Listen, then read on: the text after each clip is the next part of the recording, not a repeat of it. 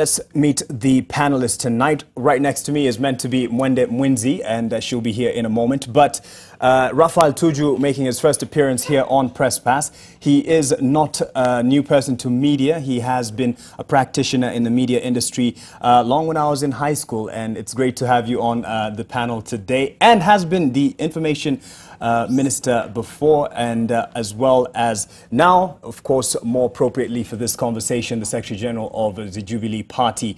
And next to him, we have Charles Kerich. He is the editor-in-chief at Radio Africa, and of course that includes the Star that we will discuss this evening, and is also a member of the Media Council Board, and will have something to say about the arrest of the journalist. And next to him, Etale, thank you for joining us again tonight, sitting in for one of his colleagues, but nonetheless representing the views of the ODM party and NASA in general. Of course, has been a journalist here at the Nation Media Group. Macharia Gaitho, an independent journalist and also now a member of the elections desk leading up to the August 8th elections, covering all you need to know in terms of the election. So yes, just to give an opportunity, you could probably run some of the pictures here of the arrest of Walter Menya, Nation Media Group journalist, who will be spending the second night in police custody and will be released, should be released at 5 o'clock tomorrow. The case involves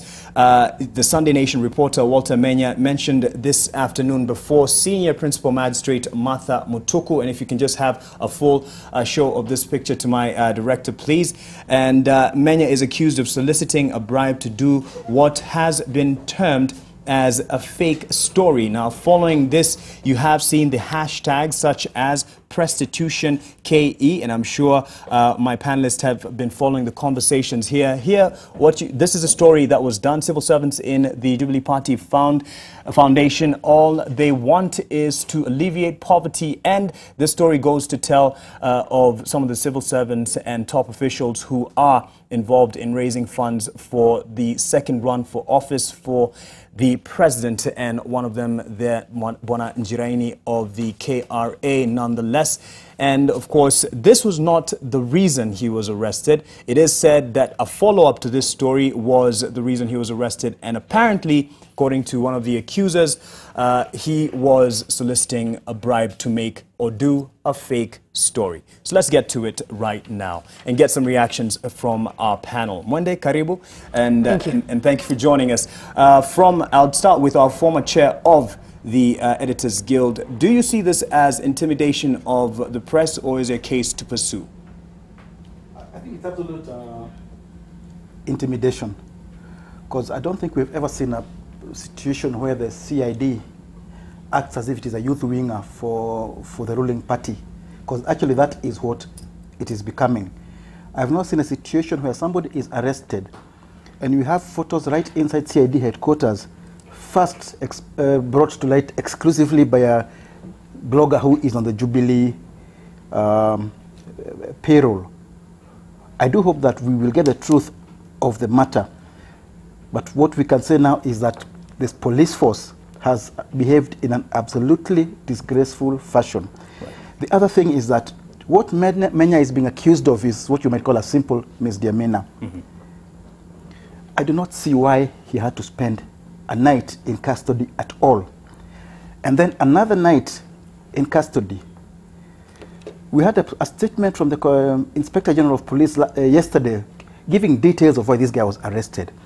By the time they take him to court, they're not even charging him. They're saying they need more time. More time to do what? If they caught him red-handed, they have all the evidence they needed to actually charge him. But they did not charge him. They said they want 3 more days. I think they're realizing they don't have evidence. Right. And I'll throw this to Bona Charles Kerich as a member of the Media Council Board.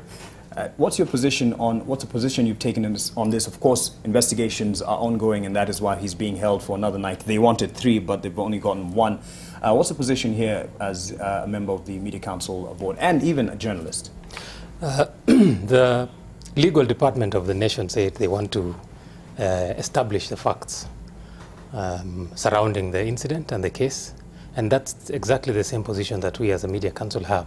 We thought it might be premature to take a stand before we know what the facts are. But what is clear is that there's been a lot of showbiz going on. You know, this whole arraignment and pictures from inside CID headquarters being sent by bloggers in areas that journalists cannot access shows that there is more than meets the eye. So whether or not he did ask for a bribe, that is yet to be established. And we do hope that we will establish it so that we can then know how to proceed. But the way the case has been handled really is very curious. It's a case of an incident happening, and then, you know, it's not just like any other chicken thief in the village. This one has to have maximum impact. And the way it's being treated is to give us that drama for that maximum impact. Right. And Philip Etale, and then I'll throw this to Bwana Tuju. Do you see this as intimidation as well? Yeah, it is intimidation. And what I believe, going by what has been happening in the past, starting with journalists like John Girashu, Alphonse Shiundu, and others, even the foreign journalist who was deported for purportedly writing a story that was not favorable to the Jubilee regime. I think there's a plot by the Jubilee administration to intimidate journalists who are not in line with their thinking. You know, Walter Menya, I've known Walter Menya for quite some time. Harmless guy. He speaks less. And I don't think he has even that energy to solicit for anything, because he has written many, many stories. And what I know is that Walter was very bold, something that most journalists could not do. Writing this story, penning it down, and mentioning names, he was a bold journalist, and that rattled the snake. And in the words of the late John Michuki, if you rattle a snake, you should be ready to be bitten. So Walter is just biting the bullet on behalf of the many journalists who would want to come out clear and expose the road that is the Jubilee regime.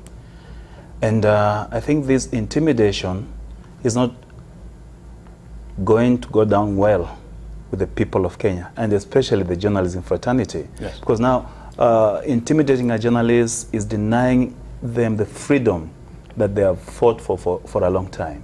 The freedom of press, freedom of the media is being denied. So they want to gag the media, muzzle journalists, and stop them from writing anything that is against the regime. And I think that's not good. Countries that have gone that direction have always fallen. Right. And we don't want to go there. The initial reactions here, of course, has been attached to the story that has been done, Bwana Tuju, and it being not favorable to the Jubilee leadership.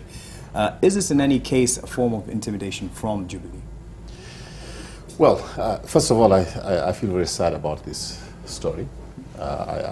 Coming from the media background, I'm always instinctively sympathetic to the media. That's in my DNA as a professional. And I think it is good that we do have a judiciary that will have a chance to establish the truth in this particular case. That's why we have the various arms of government. I don't want to say too much. I think it is. I know Walter Menya. I've dealt with him in the course of his work, but I think it is disingenuous for my colleagues coming from the media to say that somebody is harmless, speaks little, and therefore any encounter with the law means that definitely the government is wrong in this particular respect. I know, for example, some of the things that were in that article that claim that certain civil servants are members of are actually signatories to the account. The truth is that they are not. I actually checked that fact when I was coming here. There was a claim that they're members of the Mount Kenya Foundation. The truth is that they are not. Again, I mean that they're directors of the Mount Kenya Foundation. They are not directors of the Mount Kenya Foundation. They are not signatories to this account. And really, the problem here is that we have a situation in which not only on this occasion, but several media practitioners make a claim. What effort have they made to verify their facts? What effort have they made to actually investigate and ensure that by the time you say somebody is a signatory to an account, have you checked with the bank? Do you have any evidence? Do you have anything that you can show us? Power of the media is true, but they should also exercise it responsibly. Yes. You're very fast to talk about intimidation. Let me tell you, if there's anybody who is intimidated, we politicians are really intimidated by the media, because you can say whatever you want to say in the newspaper without any substantiation. By the time you decide that, okay, fine, I made a mistake, I wrote the wrong thing, you hide your apology in some tiny corner in the middle of the pages of the newspapers. I think it cuts both ways. We should all be held to the same standards. Okay. If indeed there is some form of fact, there's some fact and verification that indeed they're not signatories, those who've been mentioned in this article in the Sunday Nation, do you feel that there should be a retraction? And are we open to come and ask and find out the signatories to this particular account? I believe so. I believe so. If they're not signatories, they're not signatories. And you should be able to get in touch with the bank and establish the truth. All right. Well, of course, the bank will not give you any details about an individual account holder. Well, but just to clarify something... The fact that they not give you does not mean that therefore you make a claim. No. And we have to be on the defense to protect ourselves. I was just saying that they wouldn't do that. But also just to as a point of information regarding, I think Philip made some comparison with some other cases in the past to try and make a point, and included the case of a British journalist who was deported. I don't think that one really had anything to do with a story he had written that was anti-government, because we did check and found that, in fact, this person had been flagged by Interpol. And so when he was arriving back into the country from a trip abroad, the screen just showed that this person has been flagged. And that's why he was held at the airport, and sent back. So let's not wasn't quite issues. The same issue. I want to give Mwende an opportunity to talk to this particular issue first, and then get reactions. Thank you, Mark. First of all, I'd like to say that the freedom of press is actually enshrined in the Constitution. I don't think it's in anybody's interest to subject one particular journalist to a witch hunt. The question here is, has the president committed anything, or the Jubilee Party? Have they done anything illegal? And the answer is no.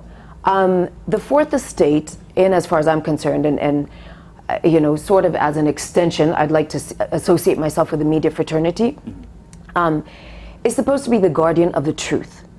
And I'm not a lawyer, but I think that in this particular case, before we attack the Jubilee Party or attack the government, we need to interrogate it a little further and ask ourselves if we are guarding an individual over the truth.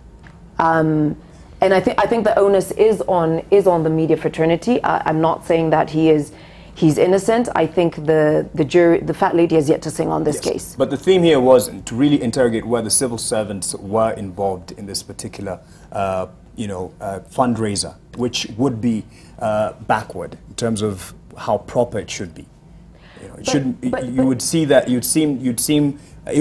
rather that the country's resources are being used to raise funds for President Uhuru Kenyatta. Perception and reality are two different things. I mean, are they attending a fundraiser in their capacity as individuals or as institutions? I mean, again, it goes back to the question, is the president or the party in contravention of any law of the country? I mean, fundraising is something that internationally, across the board, in all democracies, across Africa, across Europe, across the US, is done. I think if anything, and we discussed this last week, this is something we've set a precedence. We, the Jubilee Party this time, where it is very transparent, it is open, there's nothing to hide, and maybe this is why it's bringing all this hullabaloo. It's not that the opposition doesn't fundraise. All right. And they are going to do. The thing is this, I think the law here is very clear. The law here is very clear. We have something called the Elections Act. and we have the Election Offences Act. It is illegal by the laws of Kenya for public servants to take part in partisan political activity. And that includes attending public campaign rallies or attending political fundraising rallies. The law does not make a distinction and does not refer to the situation in the US or anywhere else. That is the law as applicable to Kenya. Secondly, that is an election offense for which there is a penalty provided by the law. There is also a penalty provided not just for the public servants who takes part in politics, but also for the political campaign which he is supporting. Which means if a political campaign uses public resources, including public money and public servants and public vehicles and public aeroplanes and helicopters for the purposes of a political campaign, then that campaign can actually be sanctioned by the Election Commission. Yes. But of course, the Election Commission is asleep on the job. Of course, the police and the DPP who would be checking on these public servants are asleep on the job. Yes. They spend so much resources tracking down the politician and ignoring the principal offenders. Walter Tuju, you can give a response to this. No, I can respond to that. I think, Macharia, I'm very grateful that you raised that, and I hope you're talking to ODM, because we have two levels of government. I have no problem with that. And I've seen the kind of fundraising being done by governors, until some of the governors themselves have thrown their hands in the air and said, look, we are tired of supporting this political expedition. Governors themselves, they're quoted. So really, I think... Two wrongs don't make a right. No, then I want to go to ours. Yeah. You know, there's this falsehood which is either deliberate or is inadvertent or is just because people don't want to read. But the truth of the matter is that no civil servant is allowed to take part in political activity. That is the law. Except the governor of the chairman of the Kenya Revenue Authority? No, except the cabinet ministers. The cabinet ministers are free to engage. That is in the law. That is not true. It is in the law. And of course, not the law I have read. Well, it is in the law. There's a requirement of impartiality. It is in the law. It is in the law. I've read. If you want me to read for you the passage, I'll read for you the passage. It is in the law as provided for that, except for cabinet secretaries. Except that provision is there, and after this program, I want to read that to you. I'll give it when you start. But when you start talking about... How about permanent secretaries? Permanent secretaries are not supposed to be involved. And DOs? They're not supposed to be involved. They are not supposed to be involved. Great. And if you say that any of them is involved, then you have to prove it. But one of the things that is also true, for example, and I know, I mean, I've worked in the office of the president before, thank God. At least I can say this with some authority. If the president is going somewhere, or if the candidates are going somewhere, you cannot stop the police from going there. You cannot stop some of the civil servants who probably would accompany the president on a trip from going there. The control of State House is a secretary to the president. You can't stop him from sitting in the dais where the president is, because he is actually on duty. His duty is to serve that president. And for as long as he's the president, you cannot stop him. I think you both make a good point. But the middle real ground quick before we is take a break, when we have a fundraising for a presidential candidate, that is in no way government activity that would require PS to be present. So just to be clear, let's differentiate these things. You might expect, of course, the senior police officer to be present when the president is in such a function, because he's doing his duty. But if you have 5 PSs present... How about the secretary, who is also a civil servant? Secretary of what? Say the secretary of the president. You stop them from getting in when the president is getting into a function. Yes. Hold on, I'll have to take a break here at this point and give you a chance to look at that section, because there's another section of impartiality where they're actually not meant to be part of something that would give them, conflict of interest, and that is, I'm talking about the civil servants and the public servants. Now, the arrest of Walter Menya, a story he did questioning the presence and contribution of some civil servants for fundraiser of the Jubilee Party and the Jubilee flag bearer, that is President Uhuru Kenyatta. At the heart of this, of course, is not to prove whether he's innocent or guilty. We'll leave that up to the courts, and tomorrow by 5 he should be released. But just to give the comment on, at the heart of the story, what was being discussed and what we're trying to find out. And Philip Etale, I cut you short just before we took a break, and you had a comment as we close this particular issue. Yeah, before I say what I wanted to say about this particular issue, there's a screaming allegation that Mwende Tuju has made here with regard to my party, the ODM and the governors. And the fundraisers. And I think I find it to be a bit reckless because he cannot substantiate those claims that he's making. Having said that, I believe... he laughs at it. I think he probably has something to the contrary. He doesn't have anything to say about it. I'll have something. If you give me a chance, we are used to Jubilee shouting on the rooftops, trying to please the birds, but you know, that's part of politics, you know. So basically, what I would say about Walter Menya, allegations made or not, I think the way he was treated, the way the matter was handled was a bit inhumane. Okay. Because someone. From what I've gathered, Walter was somewhere in a hospital, somewhere in Bulbul, Metropolitan Hospital, and the so-called emissary who was sent to talk to him pleaded that he should meet him at that hospital. And no sooner had they started talking than the police pounced on him, you know, and then photos were taken. You know, I've never seen in a police cell, people taking photos. So how did these photos leak out to the 36 bloggers led by the lady boss of theirs, and who was the first post on social media? Because she's very notorious, you know, that lady. There's that question of the bloggers, yes. I'll tell you for free, without batting my eyes, that Walter Menya is being persecuted for being bold to talk about what other journalists would never want to talk about. And I believe if investigations are carried out, Walter will be set free because there's nothing to pin him down on. That. Because he spoke the truth, he wrote the truth, and that's what is pinching these people. But Mark, the truth should always triumph. We always ask, is it true? So before we know whether it is true or not true, I would caution against taking very firm positions about it. Yes.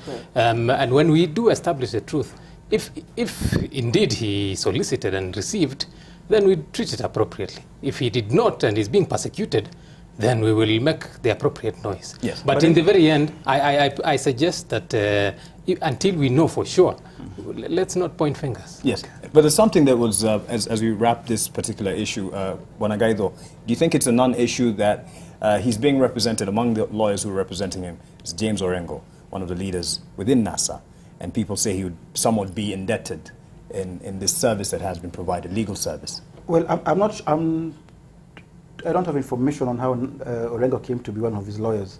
I think that came either through the family or through the Kenya Union of Journalists, of which Walter is a member, and in that case he has any right to get representation of his choice. Yes. But he is also represented by a Nation Media Group lawyer. And the Seko we know. Right. Any last comments on this? No, I just was in shock when my brother here said that we are making crazy allegations. I mean, the difference is that for ourselves and in Jubilee Party, we had a dinner in which we raised funds.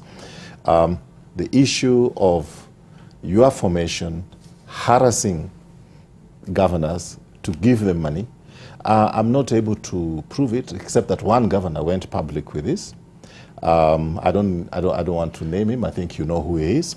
And the thing is that, of course, when governors are being harassed to give money to your political formation, it is done in secret. Mark, I think that is balderdash. You shouldn't be discussing. All right. Let me say this. I think it's really sad when what you might call the ruling party or the governing party can justify it's breaking the law on the basis that governors are breaking the law. The law is the law. And I think the ruling party or the government is really the guardian of the law and the guardian of the Constitution. They are the ones who are sworn to uphold the law. Yes. So let them arrest any governor or any other person who is misusing public resources for political campaigns. Absolutely. But in the process, let them also arrest themselves and put themselves in the same cell. If that is possible. Yes. Well said. It's only that we won't do it because that will just No, give you them, should. it will give them some sympathy, which is something they're always looking for. So arrest politically, it's not arrest correct. yourselves, they leave the others. Well, let's close this issue, but it's not a closed issue in terms of following it up, because I believe NASA will be doing the fundraiser at the same time as the manifesto launch that you would confirm to me, Bwana Etale. That's next week, Tuesday, right? Maybe we should send Walter to cover that. Yes, and this is something that we will cover, and of course, be as transparent as possible with this. Send Walter to cover The it. media is invited. Yes. It's not as secretive as the other one. Neither was ours. Yeah. All right, so